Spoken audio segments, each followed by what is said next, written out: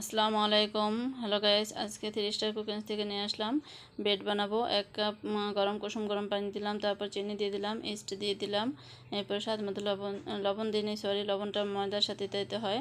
তারপরে দিয়ে এটাকে রেস্টে রেখেছি। এখন ময়দা দিয়ে দিলাম, স্বাদ মতো লবণ দিলাম, তারপরে সয়াবিন তেল দিয়ে দিলাম, তারপরে একটা মিল্ক এসেন্স দিয়ে দিলাম একটু ফ্লেভার আসার জন্য।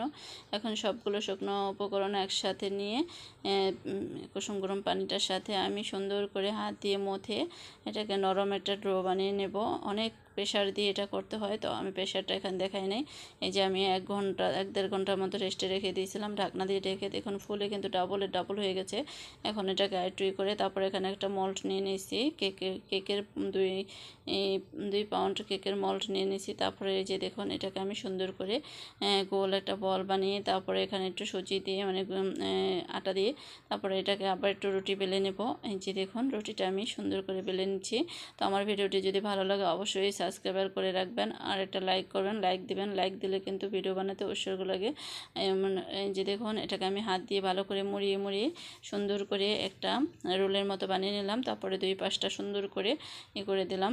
দেখুন এই যে 2 পাশটা কিন্তু সমান করে দিতে হবে, টেনে এটাকে। তারপরে এখানে আমি মলের ভিতরে রেখে দিলাম। মলটাও কিন্তু এখানে আমি মলে দিয়েও কিছুক্ষণ রেস্টে রাখবো, প্রায় 20-30 মিনিটের মতো রেস্টে রাখতে হবে। এখানে আমি একটু একটা কুসুমটাকে ভেঙে নিয়েছিলাম, তা কুসুমটাকে আমি ডিমের কুসুমটা দিয়ে দিলাম। এবার এটাকে ঢাকনা দিয়ে আমি এটাকে চুলায় বেক করে নিয়েছি। যে দেখুন কত সুন্দর পারফেক্ট ব্রেড হয়েছে। এটা কিন্তু একদম তুলোর মতো নরম হয়েছে।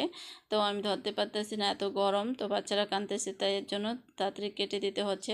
তো এই যে দেখুন আমি কিন্তু এটা ধরতে পারতেছি না, অনেক গরম, তো কাটতে মানে এতটা কষ্ট হইতেছে। দেখুন অনেক সুন্দর হয়েছে ব্রেড, মানে নরম তুলতুলে একেবারে পারফেক্ট। এই যে দেখুন দেখেই যাচ্ছে কত সুন্দর। এই যে দেখুন আমি হাত দিয়ে দেখাচ্ছি। এই যে ব্রেড, এগুলো কিন্তু স্বাস্থ্যসম্মত, বাসায় বানানো। তো আপনারা যদি এরকম বাসায় বানিয়ে খেতে চান তো আমার রেসিপিটা ফলো করবেন, অবশ্যই একটা সাবস্ক্রাইবার করে রাখবেন।